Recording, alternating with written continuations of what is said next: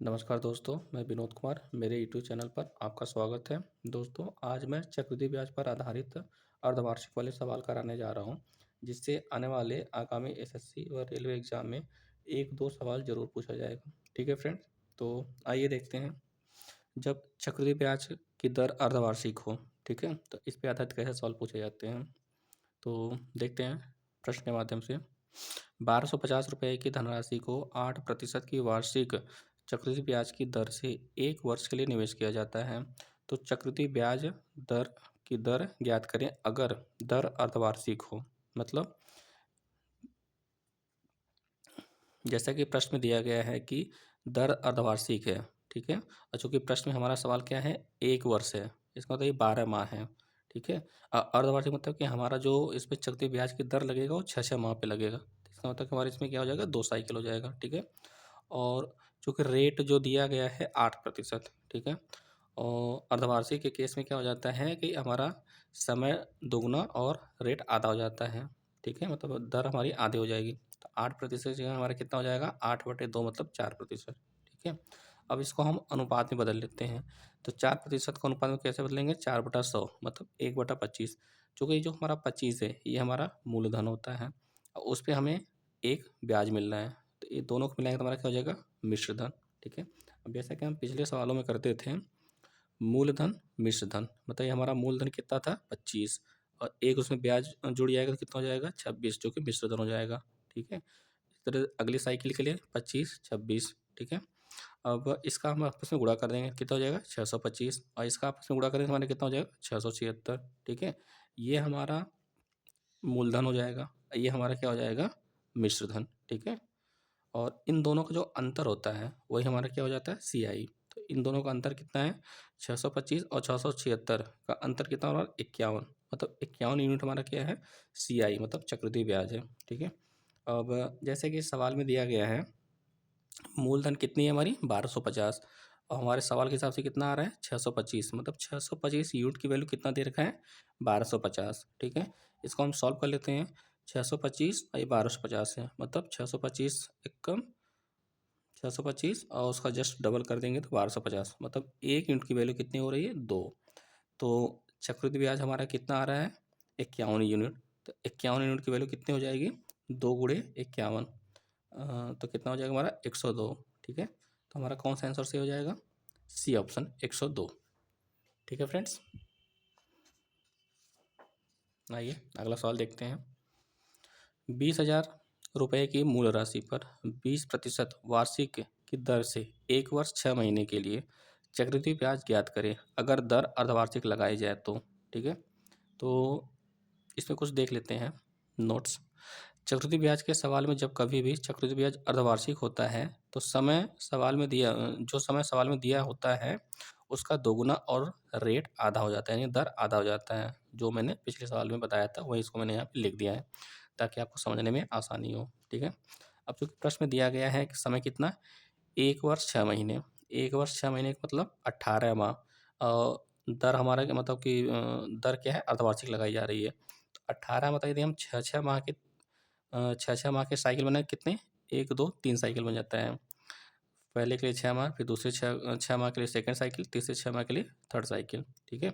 और दर क्या हो जाएगा हमारा? चूँकि सवाल में 20% दिया गया है और अर्धवार्षिक लगाई जा रही है तो इसका आधा हो जाएगा, मतलब 20/2, 10%, ठीक है? इसको हम क्या लिख देंगे रेशियो में? 1/10, चूँकि ये हमारा मूलधन हो जाएगा। फिर वहीं 3 साइकिल के लिए 10 हमारा मूलधन है तो उसपे 1 ब्याज मिल जाएगा तो कितना मिश्रधन हो जाएगा? 11। उसी तरह अगले साइकिल के लिए 10 से 11 और फिर तीसरे साइकिल के लिए 10 से 11,000। इन तीनों का आपस में गुणा करेंगे तो कितना हो जाएगा? 1000 और इन तीनों का आपस में गुणा करेंगे तो 11 का क्यूब 1331 होता है। चूँकि ये हमारा मूलधन है 1000 और 1331 क्या है? मिश्रधन यानी अमाउंट होता है। इन दोनों के बीच का जो अंतर होता है वही हमारा क्या होता है? चक्रवृद्धि ब्याज होता है, ठीक है? तो इन दोनों का अंतर कितना है? 1331 माइनस 1000 कितना हो जाएगा? 331, ठीक है? ये हमारा चक्रवृद्धि ब्याज हो जाएगा। अब जैसा कि प्रश्न दिया गया है, मूलधन 1000 यूनिट, प्रश्न दिया गया है मूलधन कितना है हमारा? 20,000 रुपये, लेकिन हमारे सोल्यूशन के हिसाब से कितना आ रहा है? 1000, यानी इसका वैल्यू दे रखा है 20,000 की। तो 1000 यूनिट बराबर कितना हो जाएगा? 20,000 रुपये। इसको हम सॉल्व कर लेते हैं तो 1 यूनिट बराबर कितना हो जाएगा 20, ठीक है। और चूँकि हमसे क्या पूछा है चक्रवृद्धि ब्याज मतलब 331 यूनिट का मान पूछा है, तो 331 यूनिट का मान कितना हो जाएगा 20 गुणे 331 कितना हो जाएगा 6,620 रुपये। अतः हमारा कौन सा आंसर हो जाएगा सी ऑप्शन, ठीक है फ्रेंड्स। नेक्स्ट क्वेश्चन देखते हैं। 4,000 रुपये की मूल राशि पर 8% की दर से 1 वर्ष 3 माह के लिए चक्रवृद्धि ब्याज और साधारण ब्याज के बीच का अंतर ज्ञात करें। मतलब इसमें हमें मूलधन दे रखा है, दर दे रखा है, समय दे रखा है। अब हमें चक्रवृद्धि ब्याज और साधारण ब्याज के बीच का अंतर पूछ रहा है, ठीक है। तो 1 वर्ष मतलब 12 महीने होते हैं, तो 12 महीने के लिए रेट क्या दे रखा है हमें 8%, चूँकि वार्षिक होता है, वार्षिक मतलब 1 साल का होता है। तो 12 महीने के लिए रेट कितना हो जाएगा 8%। हमको तो 1 वर्ष का हो गया, अब 3 माह के निकालने के लिए कैसे करेंगे 12 माह को, इसको हम क्या करेंगे 4 से डिवाइड कर देते हैं, 4 तियाँ 12, 3 महीना हो जाएगा और 4 दूना 8 है 2%। इसका मतलब कि 3 महीने के लिए दर कितना निकल के आ गया 2%, ठीक है। अब जैसा कि हम जानते हैं कि CI समतुल्य दर, ठीक है, 2 साइकिल के लिए कैसे निकालते हैं x plus y plus x y अपन 100। और SI साधारण ब्याज के लिए समतुल्य दर कैसे निकालते हैं, सिंपल सा हमारा जुड़ जाता है x प्लस वाई, ठीक है। अब हमको चूँकि सवाल में पूछा जा रहा है कि चक्रवृद्धि ब्याज और साधारण ब्याज के बीच का अंतर, ठीक है, तो हम क्या करेंगे इसको अलग अलग निकाल के फिर माइनस नहीं करेंगे, इसको हम सीधा देख लेंगे हमारे फॉर्मूले से ही। चक्रवृद्धि ब्याज में क्या आ रहा है x plus y plus x y अपन 100 और साधारण ब्याज में क्या आ रहा है x प्लस वाई, मतलब इसको हम यदि डिफरेंस लेते हैं तो आपस में कट जाएगा, बचेगा इतना, तो क्या हो जाएगा चक्रवृद्धि ब्याज माइनस साधारण ब्याज का अंतर क्या हो रहा है एक्स वाई अपन 100, ठीक है। अब एक्स और वाई का मान क्या है, एक्स मतलब पूरे 1 साल के लिए, वाई मतलब 3 माह के लिए, दर क्या था 2%। तो क्या हो जाएगा हमारा 8 गुणे 2/100 मतलब 0.16%, ठीक है। इसका मतलब जो हमारा मूलधन है उसका 0.16% निकालेंगे तो वही हमारा क्या हो जाएगा चक्रवृद्धि ब्याज और साधारण ब्याज के बीच का अंतर, ठीक है। तो क्या हो जाएगा हमारा, चूँकि मूलधन कितना दे रखा है 4,000 रुपये, तो 4,000 गुणे 0.16/100, इसको हम जब सॉल्व करते हैं तो हमारा क्या आ जाएगा 6.40 रुपये, मतलब 6 रुपये 40 पैसे। तो हमारा कौन सा आंसर हो जाएगा फर्स्ट ऑप्शन। आइए अगला सवाल देखते हैं। मूलधन ज्ञात करो यदि दर 5%, समय 1 वर्ष 73 दिन हो और चक्रवृद्धि ब्याज 302.5 रुपये दिया हो तो। इस टाइप का सवाल को हम कैसे करते हैं, अब चूँकि यहाँ 1 वर्ष का तो हमें पता है, अब 73 दिन का कैसे निकाल लें दर, ठीक है।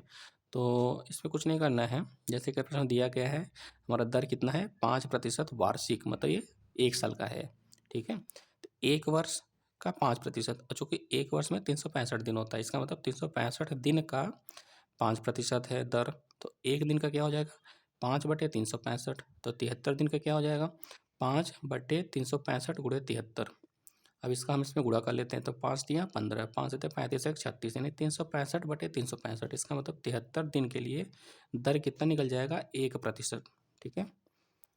और अतः समतुल्य दर CI के लिए हम कैसे निकाल लेते हैं, 2 साइकिल दिया हो तो x plus y plus x y पर 100, ठीक है। x का मान कितना है 5% और y का मान कितना है 1%, तो क्या हो जाएगा 5 + 1 + 5 गुणे 1/100। इसको जब हम सॉल्व करते हैं तो कितना आ जाएगा 6.05%, ठीक है। तो जैसे कि प्रश्न में दिया है चक्रवृद्धि ब्याज का मान दिया गया है, कितना दे रखा है 302.50 रुपये, ठीक है। तो हमारे सवाल के हिसाब से ये चक्रवृद्धि ब्याज आ रहा है कितना 6.05%, यानी 6.05% का मान कितना दे रखा है 302.50 रुपये। अब चूँकि हम दशमलव हटाने के लिए दोनों साइड क्या करते हैं 100 से गुणा कर देते हैं, तो 605% बराबर 30,250 के। अब इसको हम सॉल्व कर लेते हैं, 11 पचे 55, फिर 5 बचेगा 11 पचे 55, यानी 55% बराबर, इधर भी 11 से काट लेते हैं, तो 11 दूना 22, 8 बचा, फिर 11 सते 77, ठीक है, फिर 5 बचेगा, फिर 11 पचे 55, मतलब सॉल्व करेंगे तो हमारा कितना आ जाएगा 55% बराबर 2750 के।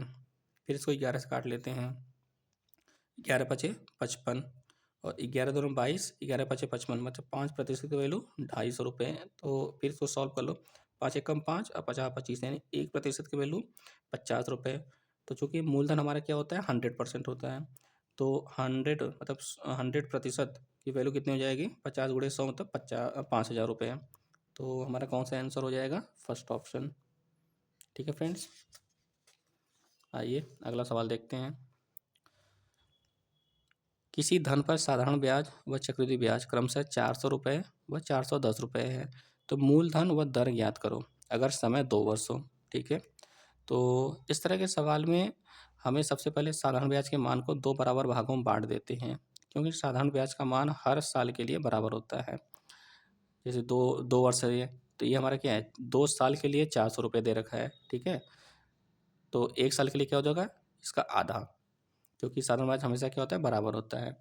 तो वही हमने यहाँ लिख रखा था। ठीक है, अब देखते हैं। साधारण ब्याज 400 रुपये 2 वर्ष के लिए है, तो प्रत्येक साल के लिए क्या हो जाएगा साधारण ब्याज 400/2 मतलब 200 रुपये।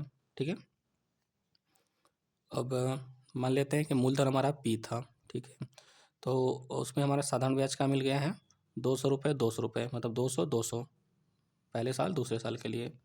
और चक्रवृद्धि ब्याज क्या था हमारा 410 रुपये। तो मतलब चक्रवृद्धि ब्याज क्या होता है कि इसमें तो ये मिलेगा उसका जो पहले दूसरे साल के लिए पहले साल का जो साधारण ब्याज होता है उस पर भी उसको कुछ ब्याज मिलता है, तो वो हमारा 10 रुपये है। अब चूँकि ये 10 रुपये हमारा किस पे जो 10 रुपये मिला है वो हमारा इस 200 रुपये पे मिला है। ठीक है, तो यानी इसका कुछ परसेंट ही ये होगा। तो यहाँ से यहाँ हमें 10 रुपये मिल रहा है, इसका मतलब हम दर निकाल सकते हैं। अतः दर कैसे निकालते हैं 10/200 गुणे 100।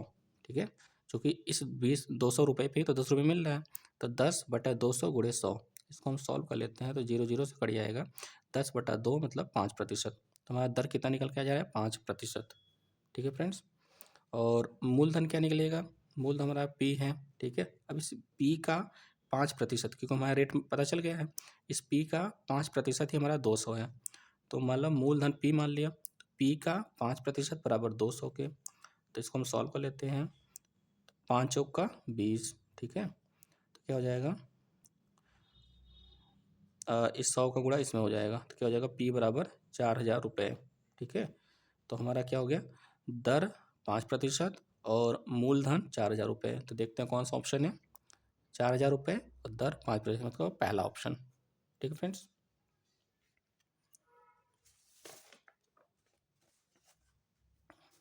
दोस्तों वीडियो कैसा लगा कमेंट करके ज़रूर बताएं ताकि उसमें सुधार किया जा सके। आपका कोई भी डाउट हो तो कमेंट के माध्यम से बताएं। दोस्तों वीडियो को लाइक शेयर एंड चैनल को सब्सक्राइब करके बेल आइकन पर क्लिक करें ताकि कोई भी नोटिफिकेशन हो आप तक सबसे पहले पहुंचे। धन्यवाद।